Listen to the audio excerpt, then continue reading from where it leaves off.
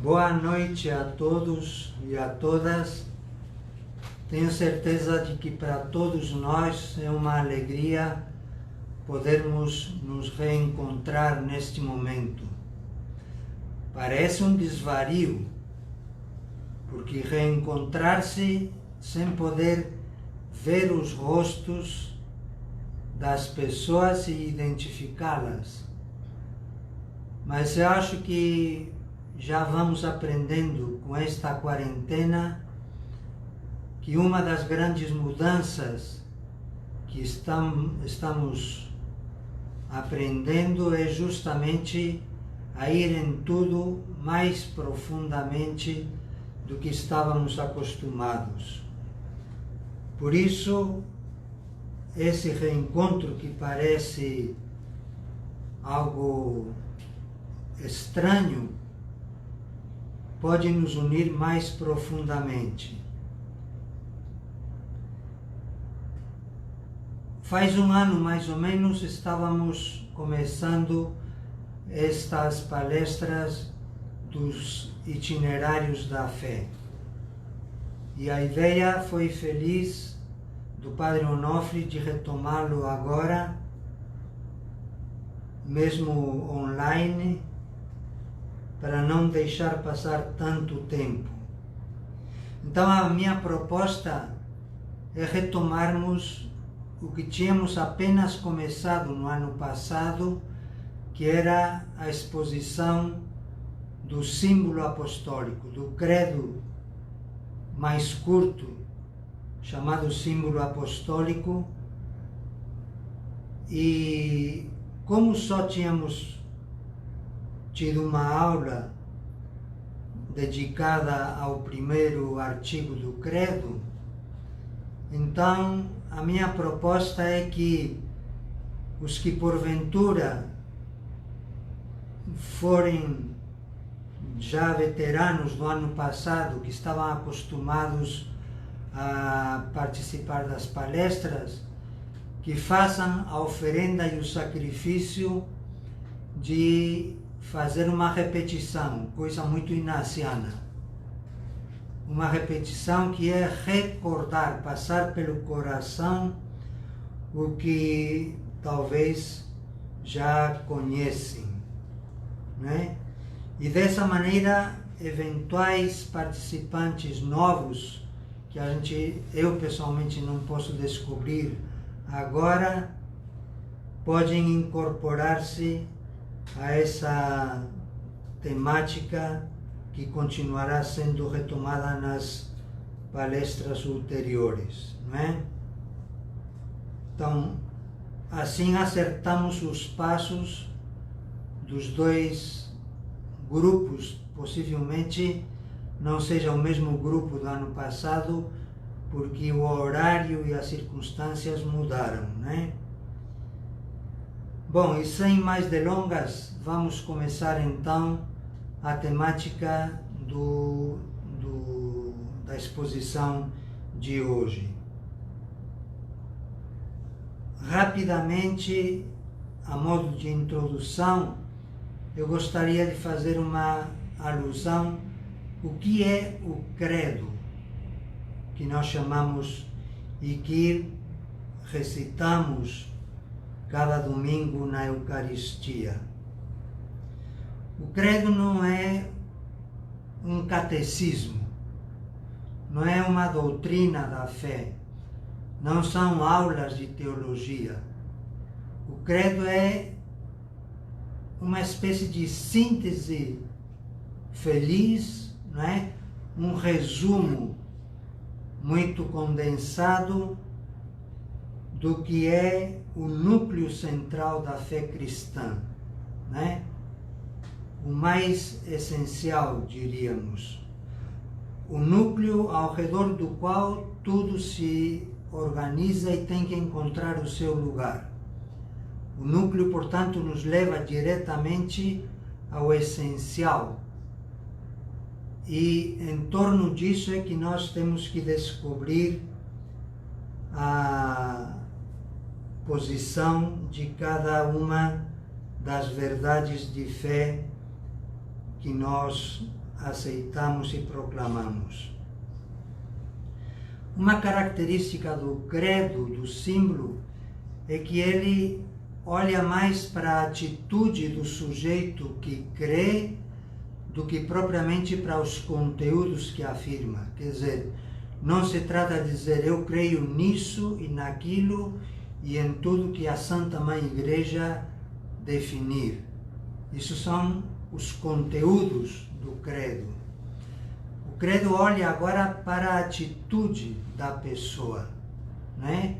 O sujeito que crê, que acredita e que é convidado a reavivar o desejo de aprofundar cada vez mais essa sua fé, né? E isso nos ajuda a compreender o dinamismo da fé cristã, do credo, da confissão. É algo que nos orienta para Deus cada vez mais, né?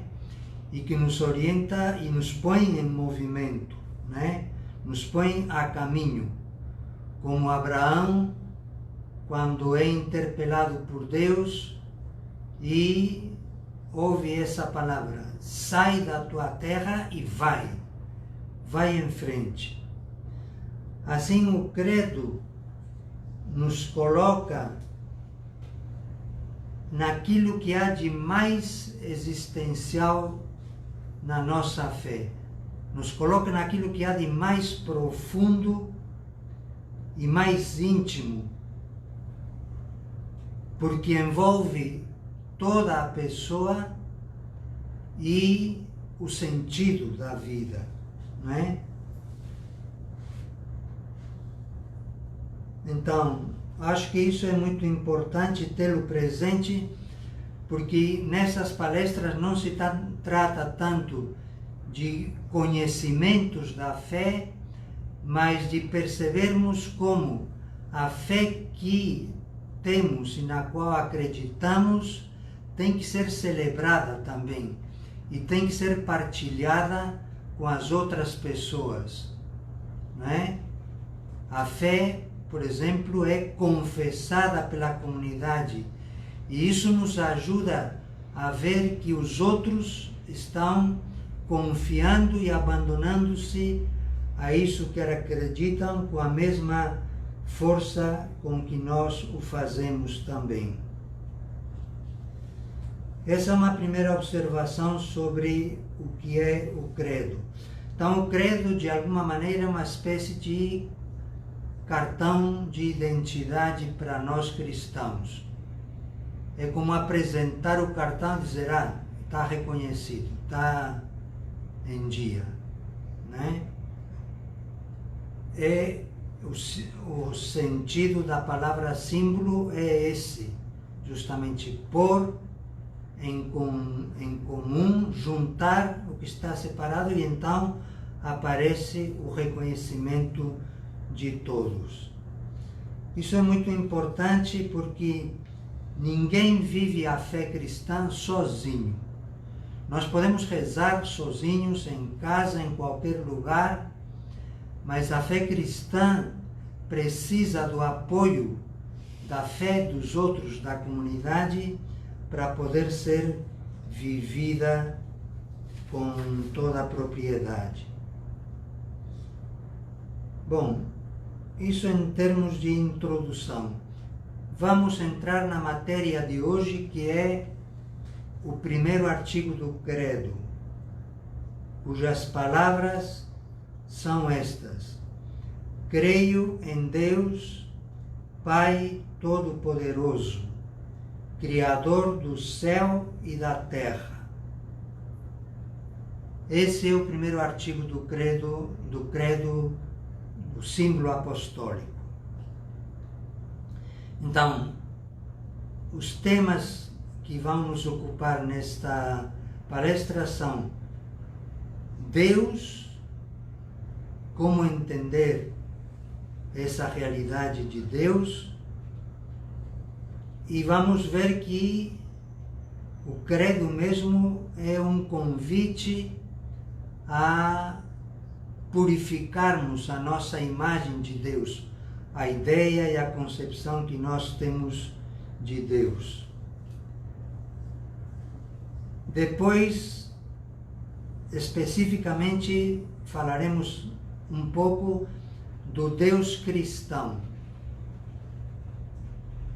e explicitando essa temática do Deus cristão, ver como conciliar esses dois adjetivos colocados pelo símbolo junto da palavra de Deus. Deus Pai e Deus Todo-Poderoso.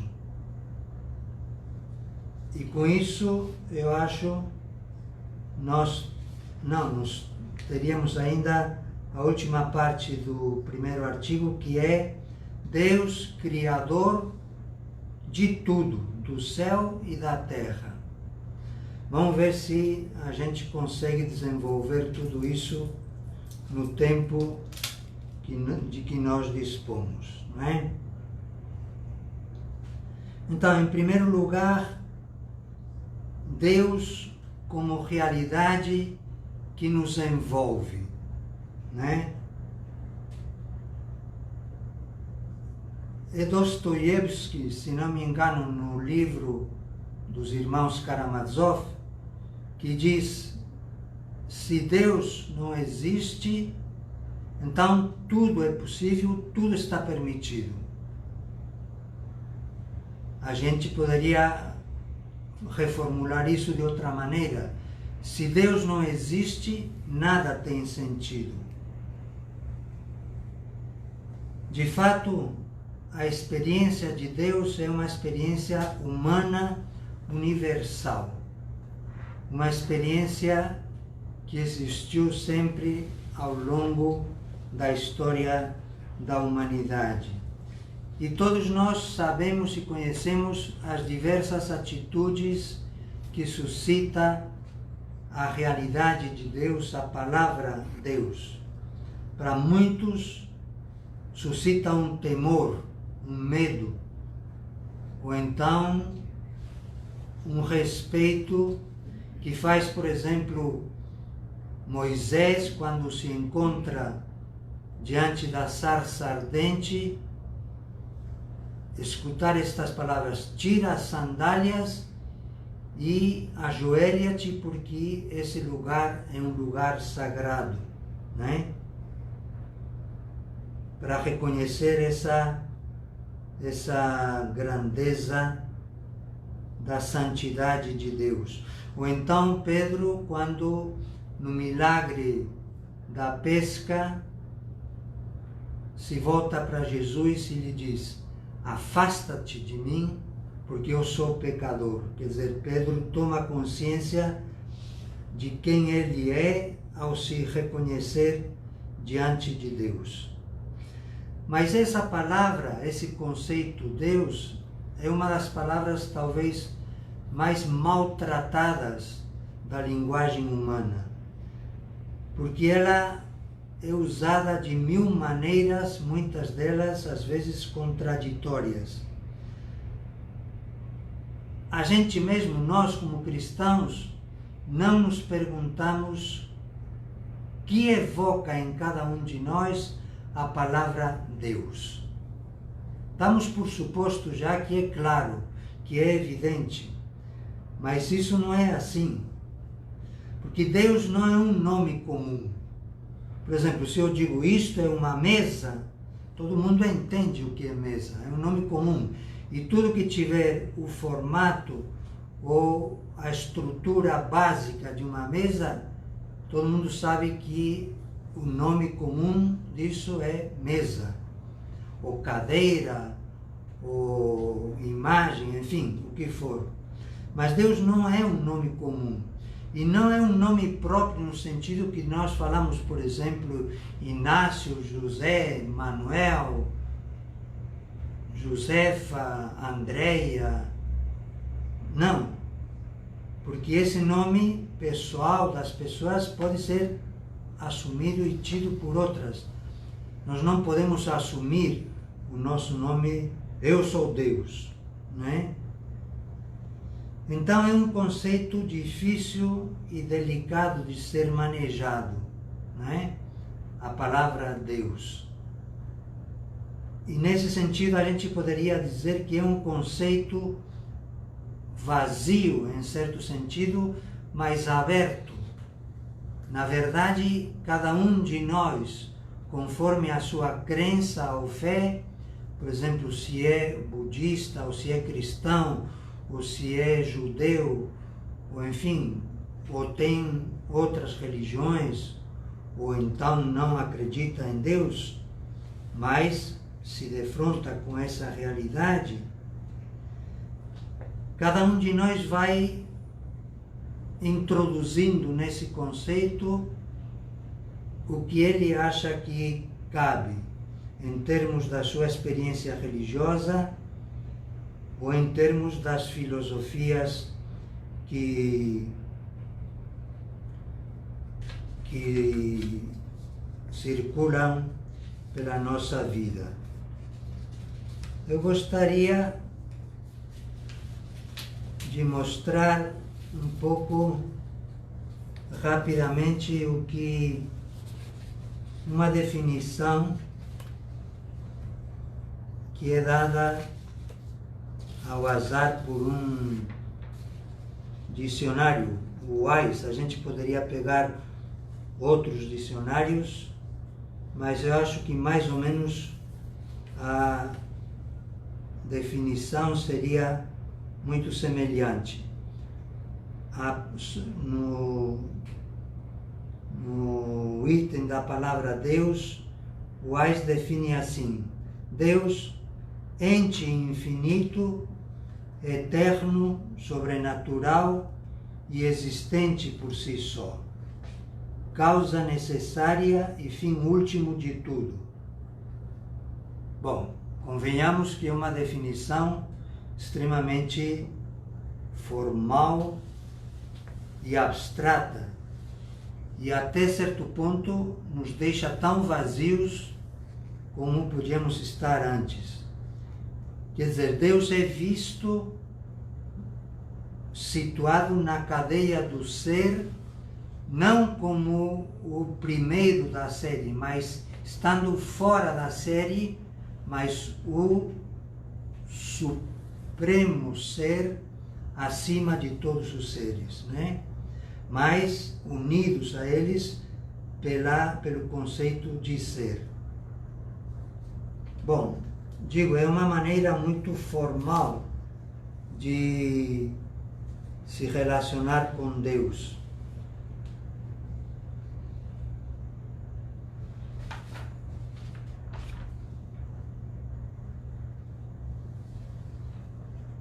Em termos cristãos, é muito importante percebermos que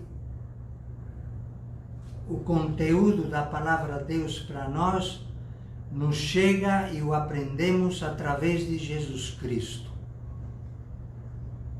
através da experiência vivida por Jesus.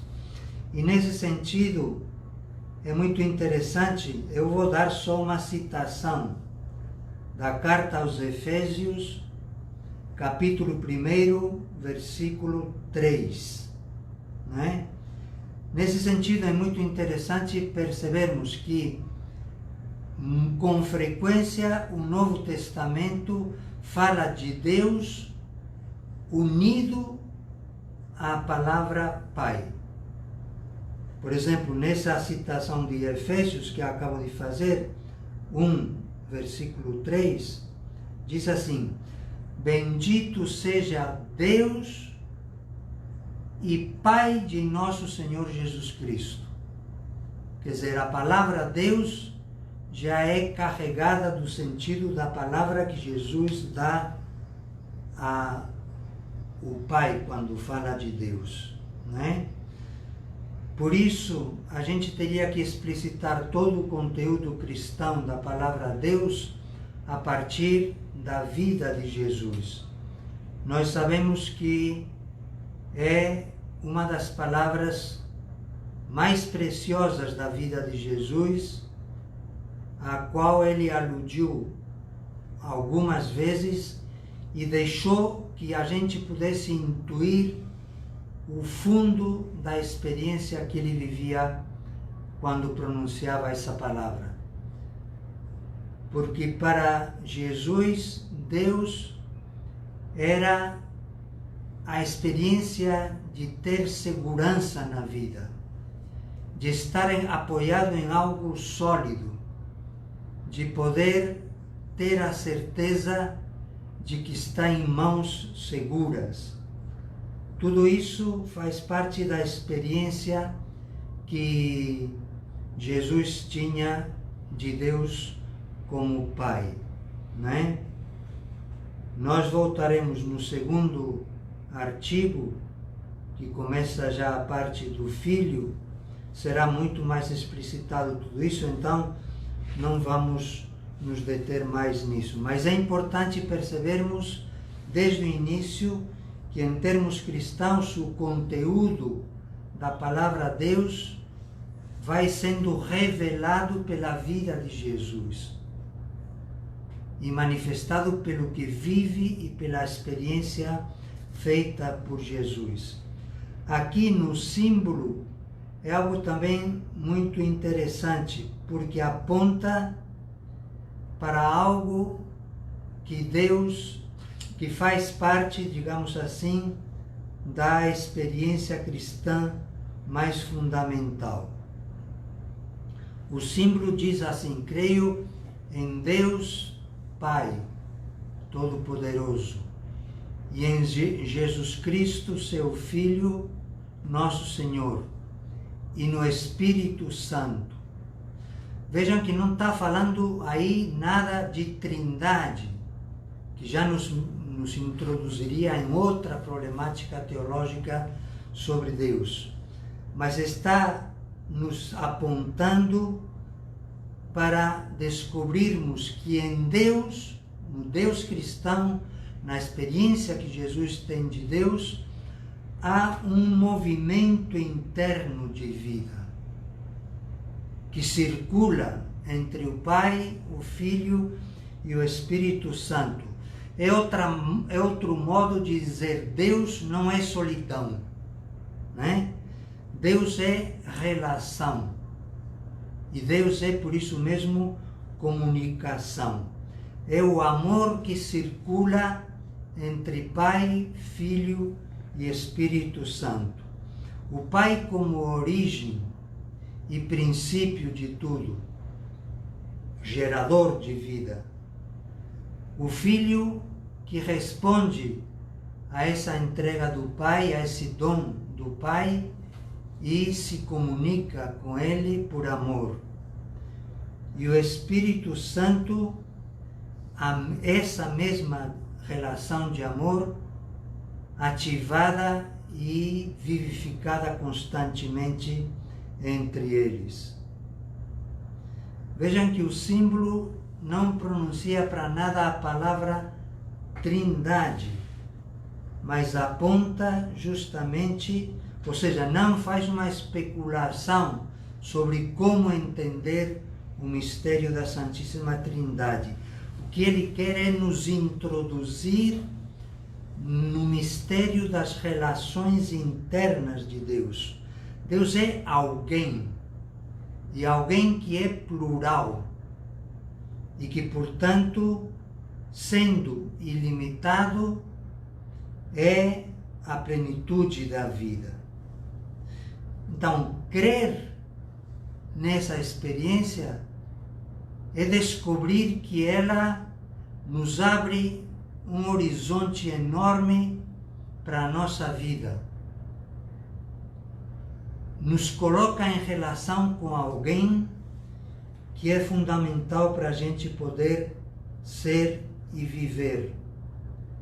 Nos põe em relação com o Pai, com Jesus, com o Espírito, e nos faz entrar nesse encontro entre eles, nos introduz, por assim dizer, na experiência mesma de Deus. Isso, claro, poderia ser muito mais desenvolvido, mas eu acho que é suficiente para percebermos que essa maneira de falar nos obriga a purificar os conceitos que nós temos de Deus como cristãos e a purificar a nossa imagem de Deus, não é?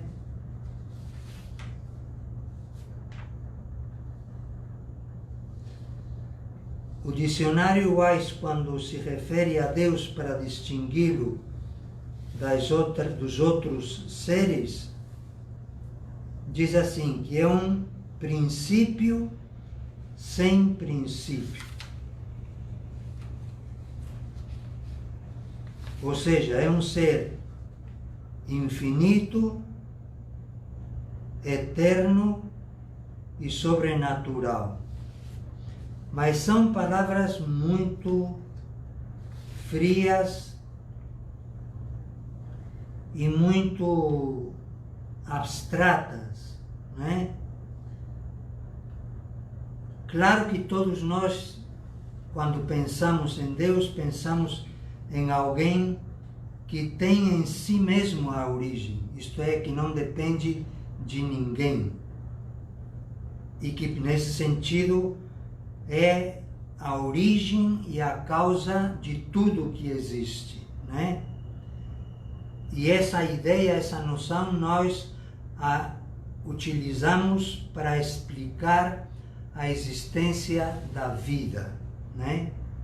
Ou seja, Deus é o fundamento da nossa vida. Deus é o que nos dá a existência e o que nos faz permanecer na existência, na vida, né? E nesse sentido é alguém que existe desde sempre e para sempre. É o que a palavra eternidade quer significar.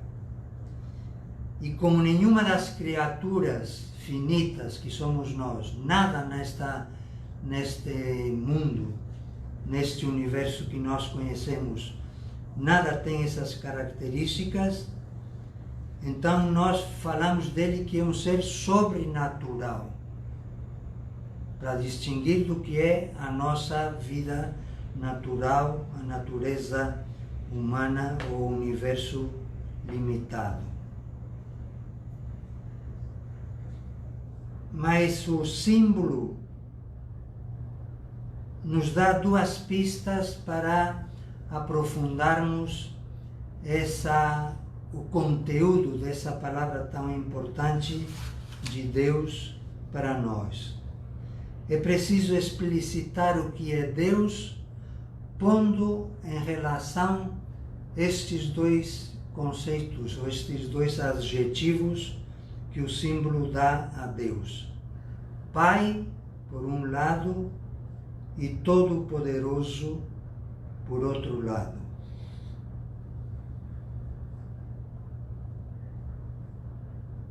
Aparentemente são conceitos difíceis de serem conciliados e harmonizados.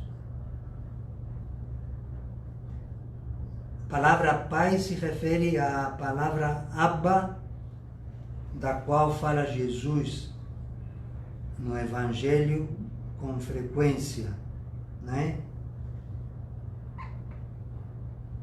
Jesus fez a experiência de viver sentindo-se ancorado nessa certeza que para ele só tinha um nome de Pai, né? Podia abandonar-se cegamente ao Pai em toda a sua vida e por isso vivia sintonizando com a vontade do Pai e com o que o Pai queria dele.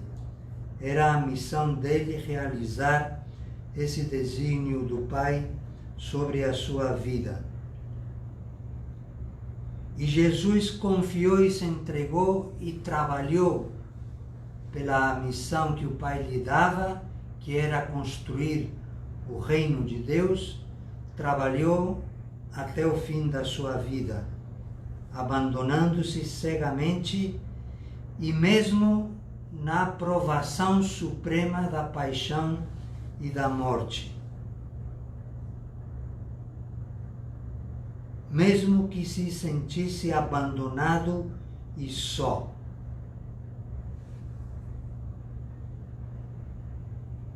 Nessa situação a gente espontaneamente se pergunta: onde está o pai? Por que o abandonou? Por que o deixou? É por indiferença ao que acontece com o filho? É porque não tem poder para tirá-lo dessa situação? Que sentido pode ter a palavra onipotente ao lado do sofrimento de Jesus? Então, aí nós temos um caminho para aprofundar o conceito de Deus e colocarmos um conteúdo a esse conceito de Deus, um conteúdo concreto vindo da vida de Jesus. Paulo, nas suas cartas, repete com muita frequência essa experiência de sermos filhos e filhas de Deus. Na carta aos Romanos, no capítulo 8, diz assim, versículo 15: Vós não recebestes espírito de escravos para recairdes no medo, mas recebestes o Espírito de Deus, que vos torna filhos, e no qual clamamos: Abba, Pai. O próprio Espírito se une ao nosso espírito, atestando que somos filhos de Deus. E se somos filhos de Deus, somos também herdeiros, herdeiros de Deus e co-herdeiros de Cristo. Se de fato sofremos com Ele, para sermos também glorificados com Ele. Essa palavra de Paulo nos introduz no mistério do sofrimento de Jesus e no escândalo que produz em nós a palavra Pai, quando Jesus aparentemente confia e se abandona nele e à primeira vista é deixado de lado e abandonado. Nós vamos ver um pouco mais adiante como esse abandono de Jesus só se entende pelo abandono do Pai. Isto pode parecer meio forte, meio duro, mas são complementares esses abandonos.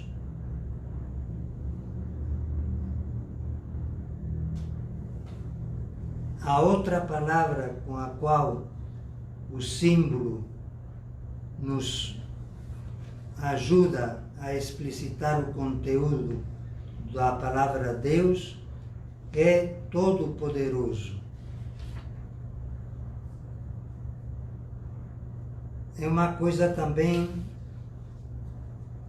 difícil entendermos esse conceito por dois motivos. Primeiro, porque ao chamarmos Deus de Todo-Poderoso, a experiência de muitos cristãos é uma experiência que desvia da centralidade do que significa esse conceito de Pai onipotente, o Deus Todo-Poderoso. O poder de Deus está relacionado com a nossa condição de criaturas. É importante termos isto presente para não deturparmos o sentido da onipotência de Deus. Deus nos cria para entrarmos em relação de comunhão com Ele. Com Ele como Pai, Filho e Espírito Santo. Por isso estamos enraizados em Deus. A criação é abrir um espaço para alguém, como o ser humano que somos todos nós, que tem consciência e liberdade e, portanto, pode responder a esse amor para que essa criatura faça a experiência do que é entrar em comunhão com Deus. Por isso, como criaturas, podemos dizer com Paulo, nos Atos dos Apóstolos, no discurso dele em Atenas, nele vivemos, nos movemos e existimos. Quer dizer, sentimos como criaturas a força desse amor como todo o poder. Fora dele a gente desapareceria no ser. É a onipotência que nos tira do nada e nos faz existir diante de Deus. Ou seja, a onipotência de Deus nos põe na existência e no ser. Deus é onipotente porque nós somos criaturas e sem isso não existiríamos. Mas isso não nos ajuda a compreender totalmente esse adjetivo dado a Deus como onipotente. Porque quando o Novo Testamento quer definir como é Deus em si mesmo, não diz Deus é todo-poderoso. Diz Deus é amor. O que muda completamente a paisagem. Ou seja, isso significa que a nossa dependência como criaturas do poder de Deus é para desfrutarmos do amor de Deus. Deus é amor e nos cria por amor e nos mantém na existência por amor. Portanto, o poder de Deus não pode ser desvinculado dessa relação conosco como criaturas. Não é Deus que tem problema com o poder, ou que tem dificuldade com o poder. Somos nós que temos essa dificuldade. E essa dificuldade vem, primeiro, do nosso ser criaturas,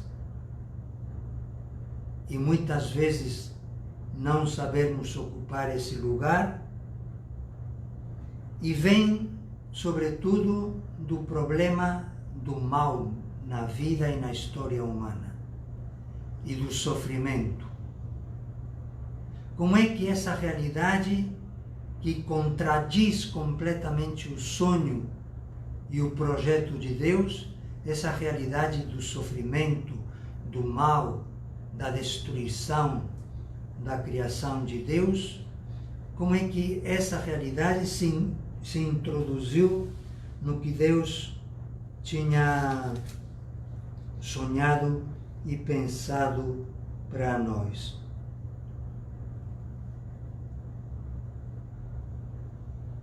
Aí é que aparece o que eu chamava antes uma transação ambígua de muitos cristãos com Deus. Quer dizer, se ele pode tudo, então eu vou fazer uma negociata com ele, né? Vou prometer isso, sacrifícios, penitências, renúncias, etc., para depois ele me dar. Quer dizer, isso é por Deus a serviço dos meus interesses. E é destruir completamente a imagem de Deus como amor. Isso, evidentemente, não nos ajuda a avançar na compreensão desse conceito de Deus.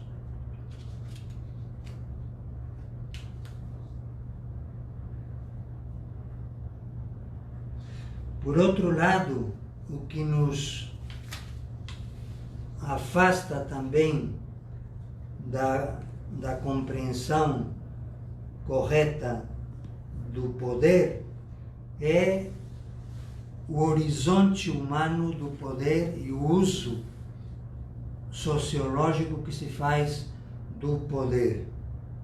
Os modelos humanos de poder são modelos de conquista, de opressão, de dominação, de pisar o que está por baixo e assim por diante. Um pensador francês, não me lembro mais quem era, dizia: o poder corrompe e o poder absoluto corrompe absolutamente. A gente sabe isso muito bem por experiência nas nossas vidas, das nossas nações e sociedades, né? E essa tentação do poder que corrompe foi a tentação também da Igreja. O Papa Francisco denomina isso o mundanismo espiritual, como a mentalidade da sociedade e do mundo vai entrando em nós e, sem percebermos, começamos a agir de uma maneira mundana, também em relação ao poder. Quando a Igreja, a partir do século IV, foi reconhecida oficialmente pelo Império Romano como a religião oficial, isso subiu na cabeça dos cristãos e da hierarquia, sobretudo. Com um grande deslumbramento, a exaltação e a grandeza do poder foi uma tentação que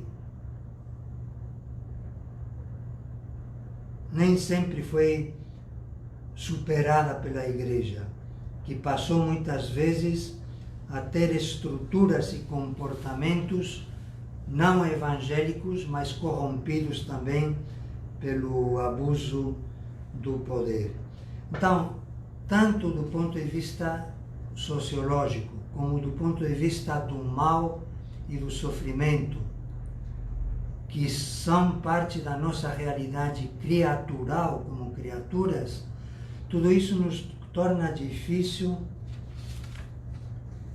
compreender quem seja o poder de Deus e como esse poder, de alguma maneira, nos ajuda a compreender corretamente o amor de Deus. Manter unidas a onipotência e o amor. Deus em si mesmo é amor. Que consequência tem isso para o que estamos dizendo?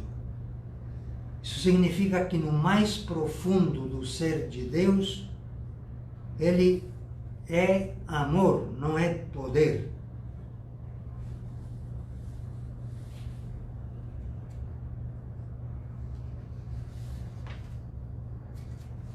Tem uma oração que eu quero ler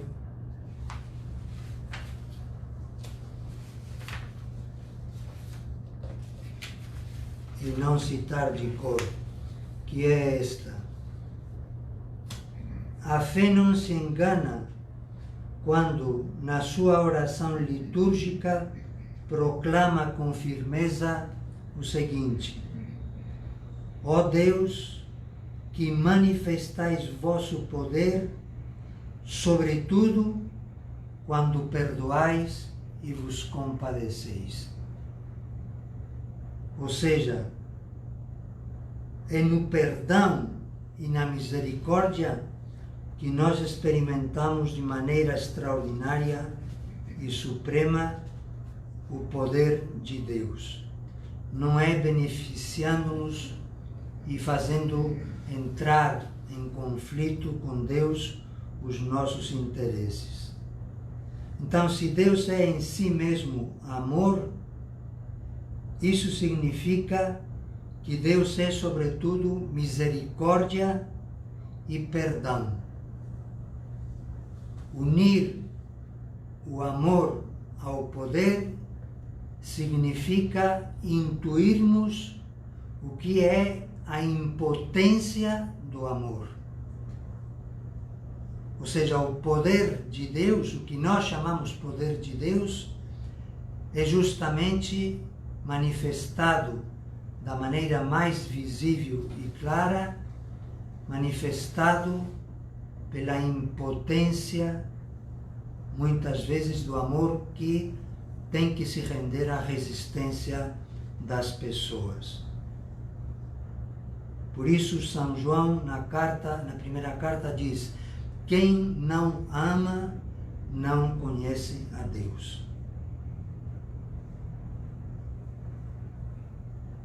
Ele nos deu seu Filho para isso, para conhecer a Deus e o seu enviado, Jesus Cristo. Então, Deus, esse Deus e Pai de nosso Senhor Jesus Cristo, nos criou por amor, para sermos filhos no Filho e entrarmos nessa relação de comunhão com Ele.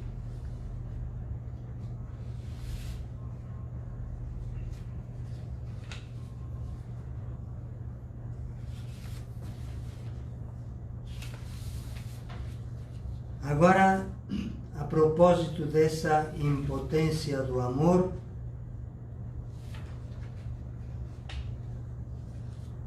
eu gostaria de retomar essa palavra impotência do amor, pondo juntos o abandono de Jesus ao Pai e o abandono do Pai a Jesus. Eu acho que sem podermos pensar e experimentar esse duplo abandono, não compreendemos nem a experiência de Jesus, nem a experiência do amor de Deus. Aparentemente, Jesus viveu toda a vida confiando e entregando-se ao Pai, certo de que nunca seria abandonado. E os acontecimentos parece que levaram por outro caminho. Jesus é injustamente condenado e submetido aos piores sofrimentos. Onde está o Pai nesse momento? O abandona? É insensível e indiferente a isso? A tentação da gente é gritar pelo abandono do Pai. Mas onde que estava o Pai nesse momento? Estava de tal forma identificado com o que acontecia a Jesus que não podia pensar nem fazer outra coisa a não ser estar com Ele e sustentá-lo naquele momento terrível do sofrimento, da morte e da cruz. Deus estava não abandonando, mas abandonando-se ao sofrimento de Jesus.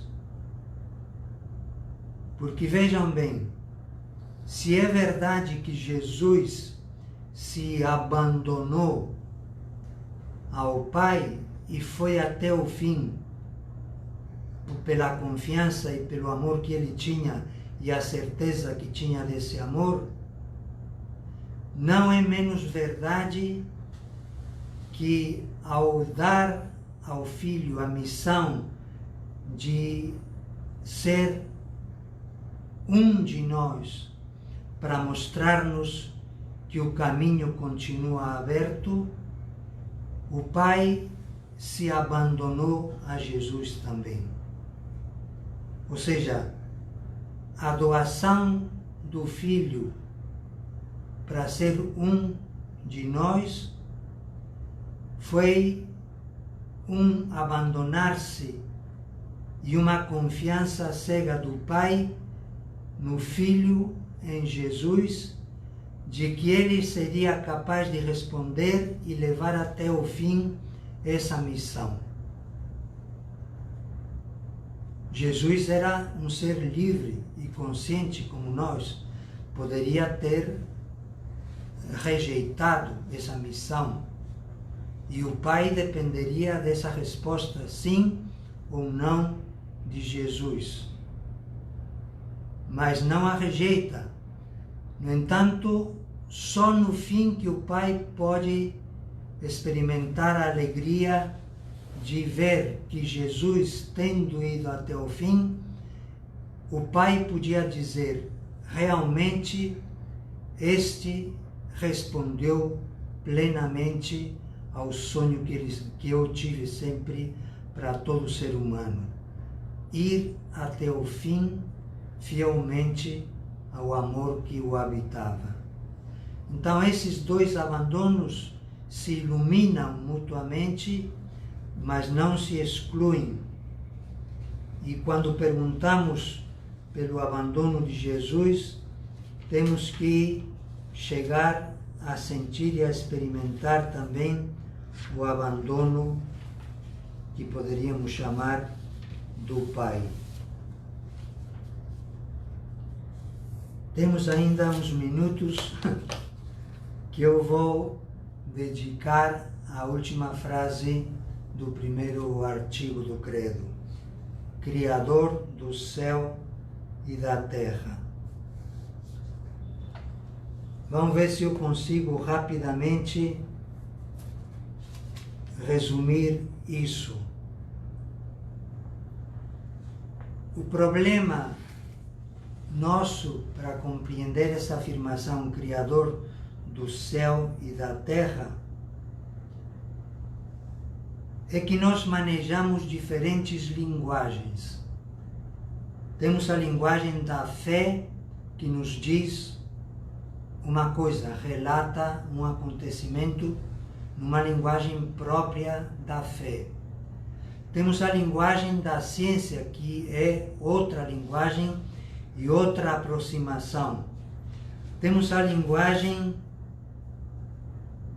da experiência empírica nossa de cada dia, das crianças e de nós, né? E essas linguagens diferentes têm que encontrar a convergência, não excluir-se umas às outras ou destruir-se umas às outras, mas ajudar-se a compreender essa realidade. A fé cristã me afirma que Deus criou o mundo, o céu e a terra, o universo.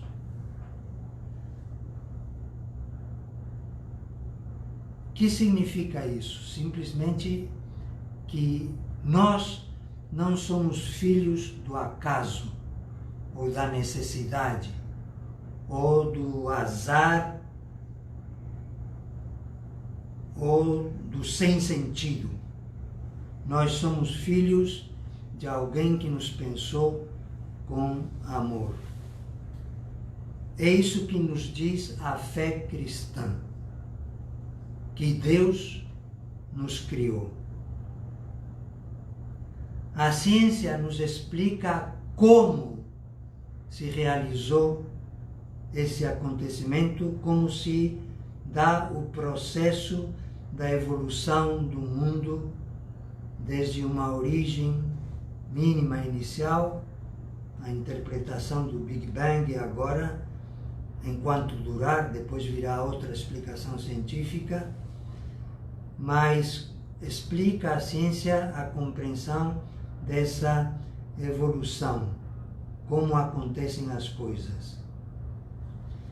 E nós temos que transitar no dia a dia no meio dessas linguagens, de uma para outra, com naturalidade, sem fazermos alardes de escândalos, né?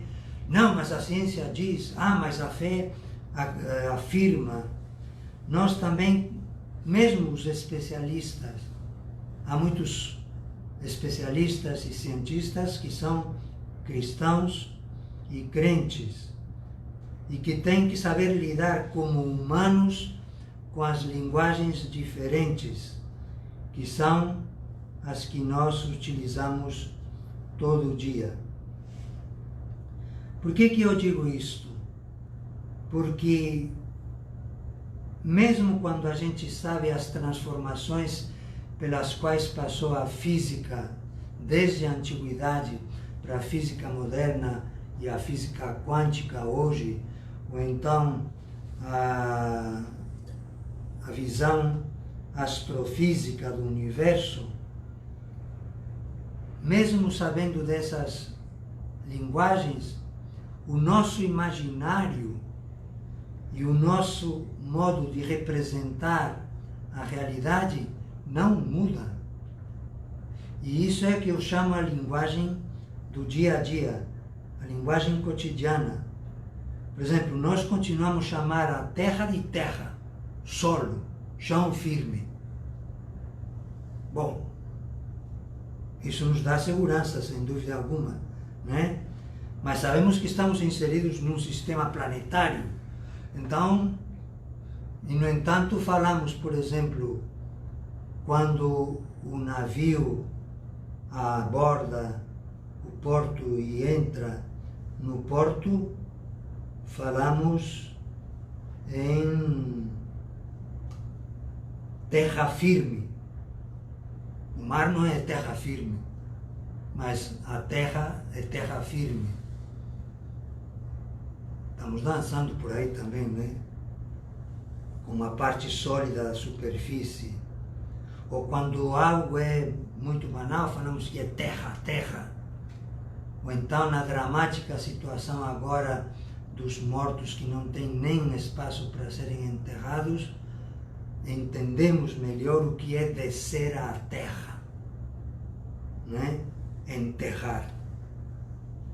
Só para dizer como, na linguagem cotidiana, mesmo conhecendo cientificamente a explicação da realidade, continuamos a usar uma linguagem.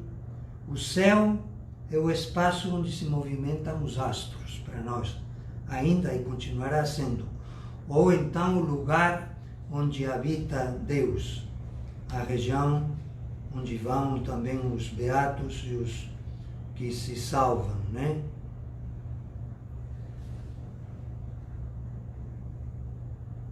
Mas temos que, por outro lado, deixar de pensar no céu como um lugar, porque a Bíblia logo no início diz: no início Deus criou o céu e a terra. Quer dizer que céu e terra não existiam, mas Deus já existia. Então onde que estava Deus, se não existia o céu nem a terra? Essa identificação do céu como lugar nos cria também armadilhas difíceis. Bom, essa referência às linguagens é só para percebermos como podemos perfeitamente lidar com linguagens diferentes sem cairmos nas contradições, por exemplo, de que sem a linguagem científica não se pode ter fé. O que é que a fé nos quer dizer quando diz Deus criou o céu e a terra, criou o universo, criou tudo que existe, tudo o que existe. Essa afirmação da fé vem dos primeiros ataques à fé cristã do maniqueísmo, que com toda a gnose do século II e III querem explicar a existência do mal pela existência de dois princípios antagônicos por um lado e por outro lado igualmente poderosos, né? O princípio do bem e o princípio do mal. Isso para a fé cristã não tem sentido nem explicação. Por isso, no relato do Gênesis, por exemplo, parece um refrão. Deus criou isso, criou aquilo e viu que era bom. E criou e viu que era bom. E criou o mundo e terminou a criação e viu que tudo era muito bom. Então, tudo o criado é bom. O mal não se explica por um princípio do mal, se explica pelo desvio da liberdade humana que escolhe livremente a criação do sofrimento, do mal e assim por diante. Então, a fé cristã nos oferece pistas para não cairmos nesse maniqueísmo, nessa divisão das pessoas também entre bons e maus, né? E por isso o Concílio de Nicéia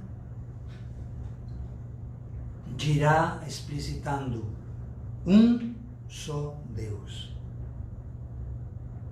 né? Um só Deus, Criador de tudo o que existe.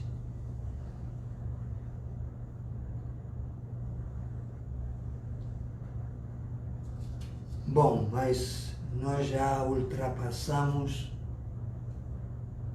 discretamente o tempo previsto. A única pergunta que eu gostaria de fazer para vocês é a seguinte: vocês gostariam de manter esse ritmo como era antes, cada 15 dias? Ou querem protelá-lo mais? Menos acho que é difícil, né? E toda semana seria pesado para mim e para vocês também. Então, a resposta de vocês pode ser através do Facebook, né? Dizendo quem prefere isso ou aquilo, e a gente pode depois fazer a contagem dessas respostas. E havia a questão também das perguntas.